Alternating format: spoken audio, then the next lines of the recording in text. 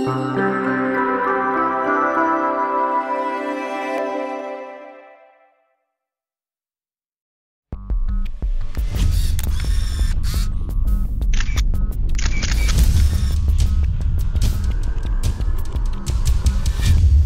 wish to oppose destiny and escape a curse that would cause my death.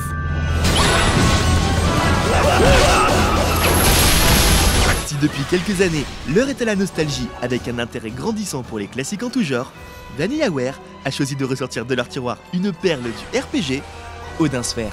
Odin Sphere l'Efrazir, c'est le remake du jeu Odin Sphere sorti initialement sur PlayStation 2. Ce RPG d'action se déroulait dans un univers fantaisiste, venant tout droit d'une série de livres lus par la petite Alice et mettait en image le destin croisé de 5 personnages sous fond d'affrontements territorial. Et nous pouvions y retrouver Gwendoline, Valkyrie de son état, Cornelius, le prince du royaume de Titania, Mercedes, la reine des fées, Velvet, princesse du royaume de Valentine, ainsi que le chevalier ténébreux Oswald. Et tout ce petit monde constitue le principal attrait de ce jeu passionnant. Sorti initialement en 2008 sur PlayStation 2, l'original était passé quelque peu inaperçu, et ce malgré un accueil unanime de la part des critiques et des fans. Because when the game came out in 2008, I believe, on PS2, it was towards the end of the life cycle on PS2, where the PS3 was just coming out, so like, even though the game was gorgeous for our PS2 game, not many people actually got a chance to play it, so it coming out now is actually a wonderful thing, because everybody who didn't have a chance to play it on the PS2 can now play it in its better form on PS4. Et si les trames narratives croisées restent identiques à l'œuvre originale, le remake, lui, va beaucoup plus loin, avec une amélioration du gameplay et surtout du visuel.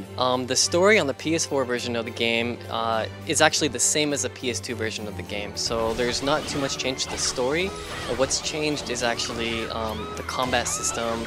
The graphics obviously are updated. There's a new game plus, there's new stages, new bosses, and new enemies and things like that. So like that's the part that's really changed. And of course the frame rate is much better in the PS4 version of the game. Nul doute que les aficionados du jeu original devraient être ravis de retrouver les aventures de Gwendoline et compagnie de la meilleure des façons, surtout que le mode classique de l'original est toujours présent. So there is a classic mode, and the classic mode allows you to play, if you play the 2008 version on PS2, and you prefer that kind of feel to it, then you can play that. But it does come with HD graphics updated, so it's not going to be pixelated, it's going to be upgraded HD. Pour l'occasion, Odin Sphere l'Efrazir remet aussi la 2D au goût du jour, au grand bonheur des amateurs de ce genre graphique. There are many people who prefer 3D, but there's even like super dedicated fan base who love beautiful 2D art graphics, including myself. So I think no matter what, they're still, I mean, even in the PS4 era, these 2D games are still very popular, and there's a dedicated fan base, and I definitely think there's still like a giant market for these kinds of games, absolutely. Odin Sphere l'Efrazir est le jeu idéal pour les amoureux d'action RPG.